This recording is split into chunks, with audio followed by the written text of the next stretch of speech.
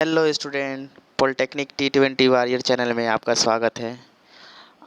आज हम लोग रसायन के पार्ट 2 पढ़ने जा रहे हैं, जिसका नाम है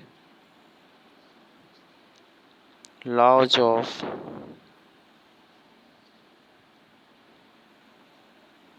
केमिकल कॉम्बिनेशन, जिसको हिंदी में हम लोग बोलते हैं रासायनिक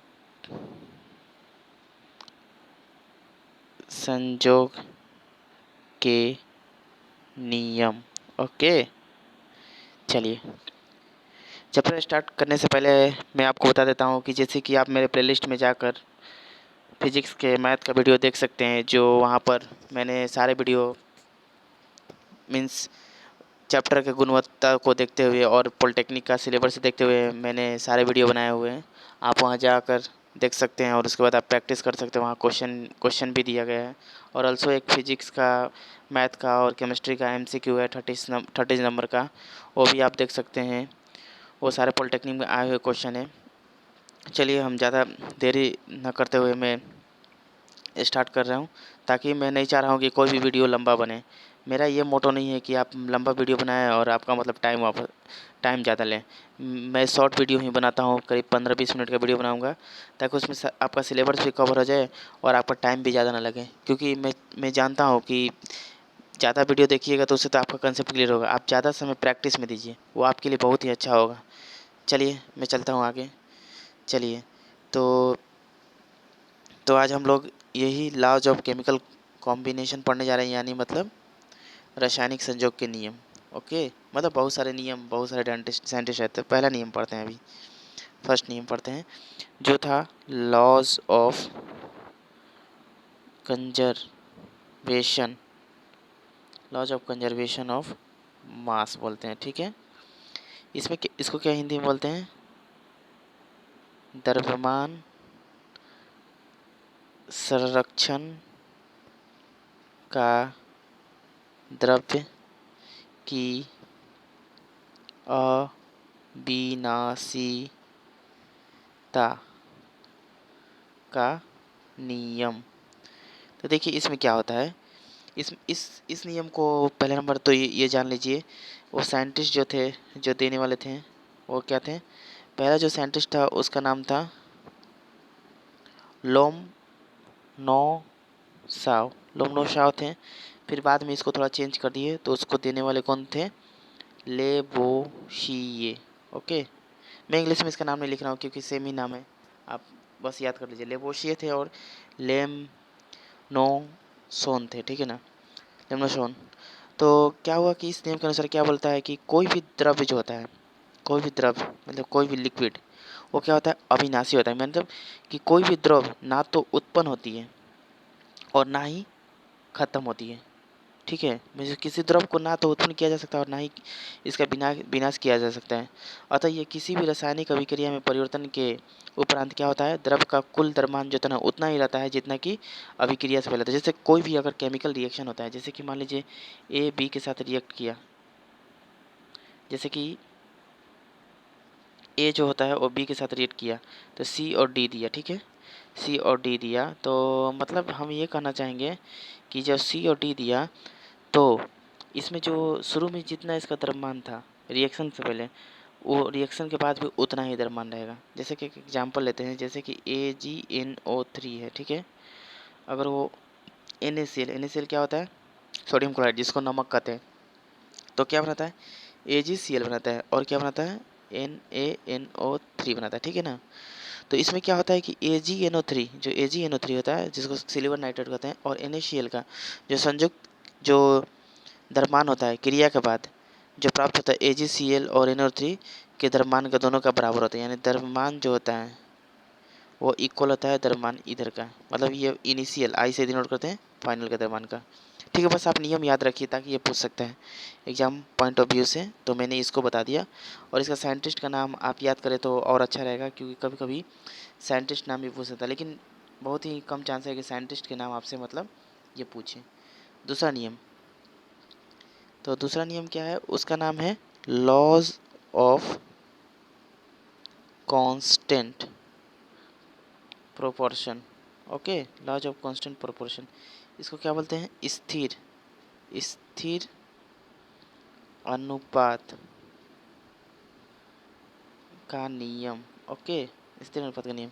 इसमें क्या होता है कि इसको पहले नंबर तो कौन साइंटिस्ट थे? प्राउस्ट। प्राउस्ट ने दिया था, ठीक है। इसमें इस नियम के अनुसार क्या बताया कि जो प्रत्येक रासायनिक यौगिक होता है, चाहे वो किसी भी विधि द्वारा मतलब किसी भी परिस्थिति में या किसी स्थान पर बनाया जाता है, तो उसमें उपस्थित तत्वों के जो द्रव्यमान होता है वो एक निश्चित अनुपात में संयुक्त रहते हैं। जैसे कि एग्जांपल से समझिए, जैसे कि हमारा H2O है, ठीक है ना। तो इसमें कौन कौन सा है तत्व? एक हाइड्रोजन है, दूसरा ऑक्सीजन है, ठीक है ना।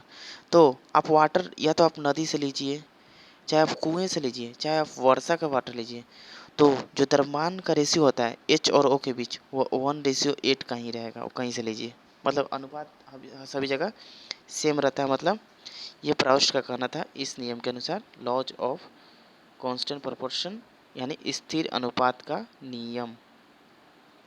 अगला नियम था laws of multiple proportion. Laws of multiple proportion, जिसको क्या बोलते हैं? गुणित अनुपात का नियम।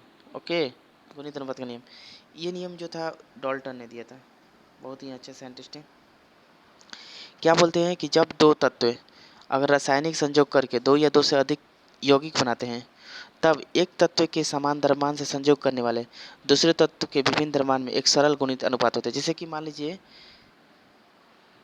जैसे कि कार्बन है और ऑक्सीजन है, अगर दोनों संयोग करके कार्बन मोनोऑक्साइड बनाता है एक साइड से और एक साइड मान लेते हैं वो CO2 बना रहा है, तो ठीक है ना। इसमें कार्बन की जो होता है निश्चित मात्रा होती है, यानी मतलब कार्बन जो होती है हमारा वो 12 ग्राम होती है, ठीक है ना। कार्बन दोनों में 12 ग्राम है, लेकिन फर्स्ट में जो होता है ऑक्सीजन कितना है? 16 ग्राम है, और दूसरा में क्या है? 32 ग्राम है। यानी ऑक्सीजन की मात्रा क्या होती है? 1:2 में हम लोग यूज करते हैं, ठीक है। ये हुआ थर्ड लॉ, मतलब लॉ ऑफ मल्टीपल प्रोपोर्शन। अब हम लोग क्या पढ़ते हैं? चौथा नियम क्या था? तो इसमें चौथा नियम जो था उसको क्या बोलते हैं? लॉज ऑफ रेसिप्रोकल प्रोपोर्शन, यानी मतलब व्युत्क्रम या तुल्य अनुपात का नियम। ओके, इसमें क्या होता है कि जैसे कि इसको मतलब रिक्टर ने दिया था, रिक्टर। ओके, याद कर लीजिए, साइंटिस्ट का नाम याद रख लीजिए तो अच्छा रहेगा। इसमें क्या होता है? जब कोई दो तत्व के भिन्न भिन्न द्रव्यमान जो होते हैं अलग अलग किसी तीसरे तत्व के निश्चित द्रव्यमान से क्या करते हैं? संयोग करते हैं, और यदि इन दोनों तत्व में कभी संयोग हो सके तो वो किसी अनुपात में अथवा इसके सरल गुणित अनुपात में संयोग करके इसमें वो क्या करते हैं? मतलब तीसरे जो होते हैं तत्व के एक निश्चित द्रव्यमान में संयोग करते हैं। जैसे कि मान लीजिए हमारे पास क्या है? कार्बन है और हाइड्रोजन है। तो क्या होता है? कार्बन जब हाइड्रोजन संयोग करता है तो क्या बनता है? मीथेन बनता है। मीथेन, जिसको बोलते हैं CH4। ओके, मीथेन बनता है। तथा ऑक्सीजन से जब रिएक्शन करता है, कार्बन जो होता है हाइड्रोजन से संयोग करके मीथेन बनाता है, तथा ऑक्सीजन से जब संयोग करता है तो क्या बनाएगा? अगर ऑक्सीजन से करता है तो क्या बना देगा? कार्बन हाइड्रोजन से किया तो ये, और कार्बन जब ऑक्सीजन से किया तो वो बना दिया कार्बन डाइऑक्साइड बनाता है। तो क्या होता है कि इस यौगिक में क्या हुआ? कार्बन के जो होता है द्रव्यमान क्या है?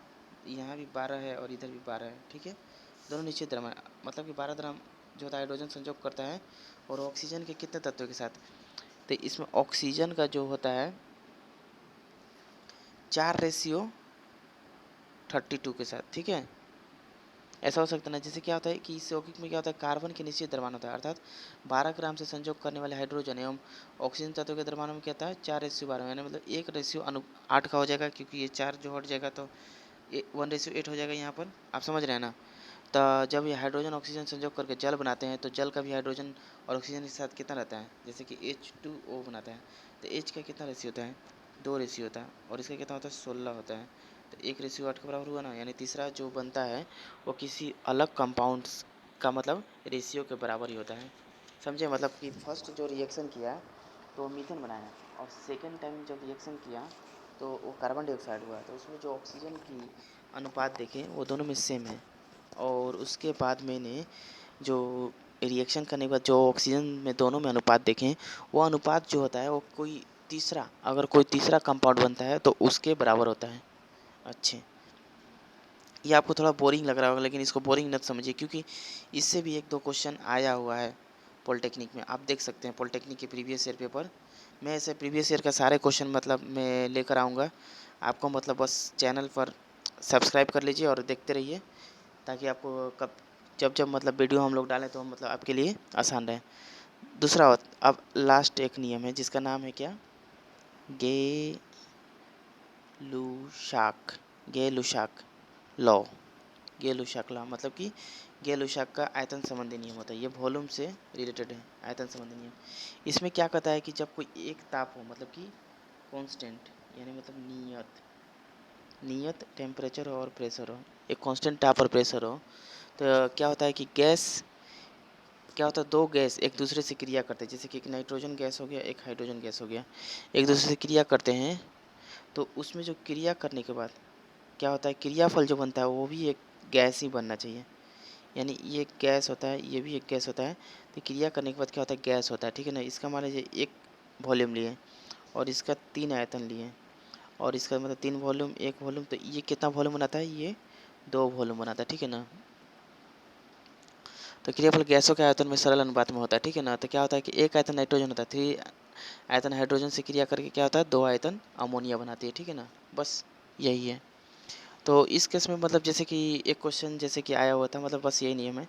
मतलब वॉल्यूम क्या होना चाहिए, कांस्टेंट टेम्परेचर कांस्टेंट प्रेशर होना चाहिए। तो जितना वॉल्यूम जो होता है, जो मतलब लेफ्ट हैंड साइड लगता है, तो उसके अनुसार जो होता है, जब रिएक्शन करने के बाद वो कि गैस ही क्रिएट करता है, और एक मतलब क्या होता है, एक सरल अनुपात में एक वॉल्यूम के साथ देता है। चलिए ठीक है। तो जैसे कि इसका क्वेश्चन, जैसे कि मैं आपको बता सकता हूँ किस टाइप से आया था, कि जैसे कि मैंने एक क्वेश्चन इसमें देखा होता है, इसे दिया हुआ था कि स्थिर अनुपात के नियम का प्रतिपादन कौन किया था। तो मैंने आपको वीडियो में बताया था कि इसका नियम प्राउस्ट ने किया था।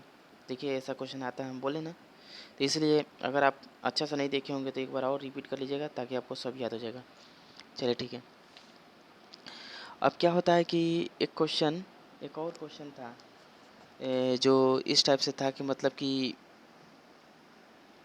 गुणित अनुपात के नियम जो होता है, गुणित अनुपात के नियम जो हम आपको बताए थे, जिसको इंग्लिश में क्या बोलते हैं, आप बता सकते हैं, लॉज ऑफ मल्टीपल प्रपोर्शन। मतलब कि क्या था, जिसमें कार्बन और ऑक्सीजन जब संयोग करते हैं, जैसे बताते हैं, तो 2 यौगिक कार्बन मोनोऑक्साइड और कार्बन डाइऑक्साइड बनता है। तो उसमें कार्बन का तो मात्रा सेम होता है 12, बट लेकिन ऑक्सीजन जो रिएक्ट करता है वो क्या होता है, 16:32 में कर रहे हैं, यानी 1:2 के सरल अनुपात में करता है। तो वैसे ही दिया हुआ था क्वेश्चन एक, कि जैसे कि गुणित अनुपात के नियम के निरुक्त करने वाले यौगिक का युग्म कौन है, मतलब पूछ रहे हैं। तो ऑप्शन दिया हुआ था कि एक ऑप्शन दिया हुआ था आपको MgCO3, MgO, एक ऑप्शन। बी ऑप्शन में दिया हुआ था COCO2। सी ऑप्शन क्या दिया हुआ था, NaCl, NaBr। और डी ऑप्शन जो था वो क्या था, H2O और D2O था। बताइए, आपको तो हम बताए थे, अभी भी बता दिए, उसका बी होगा, कार्बन कार्बन मोनोऑक्साइड करता है। अब एक बार वीडियो मेरा पीछे जाकर देखिए, आपको एकदम पता चल जाएगा क्या होता है। अब जैसे कि एक और क्वेश्चन था, चौथा नंबर मतलब तीसरा नंबर क्वेश्चन एक ऐसा था कि जो व्युत्क्रम अनुपात के नियम जो था, मतलब रेसिप्रोकल का नियम किसने दिया था, तो रिक्टर ने दिया था, ये भी बताया था। तो सब इसी टाइप से देखिए आपको क्वेश्चन आता है एग्जाम में। आप ट्राई कीजिए, अगर आपको कहीं भी दिक्कत हो आप हमको कमेंट सेक्शन में कमेंट कीजिए, और आप क्वेश्चन लगाने की कोशिश कीजिए। मतलब आपको हम 2 बुक के बारे में बता चुके हैं। आप वीडियो में जाकर, पीछे वाले वीडियो में जाकर आप देख सकते हैं कि कौन सा बुक है, और मैं वहाँ पर बहुत ही अच्छे से आपको डिस्कस किया हूँ, ताकि आप पॉलिटेक्निक अगर आप निकाल लेते हैं तो ये आपके लिए बहुत ही अच्छा होगा, क्योंकि आप जूनियर इंजीनियर बन जाएंगे। और 10th के बाद अगर आप निकाल रहे हैं तो ये बहुत ही सुनहरा मौका होगा, क्योंकि आप 10th के बाद डायरेक्ट आपको मतलब इंटर करते हैं, इंटर के बाद बीए करते हैं, तो ये क्या होगा, इंटर प्लस बीए, ये दोनों डिग्री आपको हाथ में दे देगा, मतलब टेक्निकल डिग्री। इससे क्या हो जाएगा कि आपको जॉब लेना बहुत ही आसान हो जाएगा, private as well as government. चलिए ठीक है, मैं वीडियो को लंबा होने नहीं दूँगा। मैं बोला था कि मेरा वीडियो 15 से 20 मिनट के बीच में ही जाता है। तो मैं यहाँ पर क्वेश्चन भी आपको 3-4 क्वेश्चन दिखा दिया, और बाकी आप क्वेश्चन प्रैक्टिस कीजिए। और मेरा प्लेलिस्ट में जाकर आप मतलब वहाँ पर एमसीक्यू देख सकते हैं। सारे एमसीक्यू जो होता है पॉलिटेक्निक से रिलेटेड है। और मेरे चैनल को सब्सक्राइब करने ना भूलें और लाइक भी करें और अपने दोस्तों के साथ शेयर करें ताकि वो भी पढ़ें, वो भी आगे बढ़ें। चलिए तब तक के लिए बाय।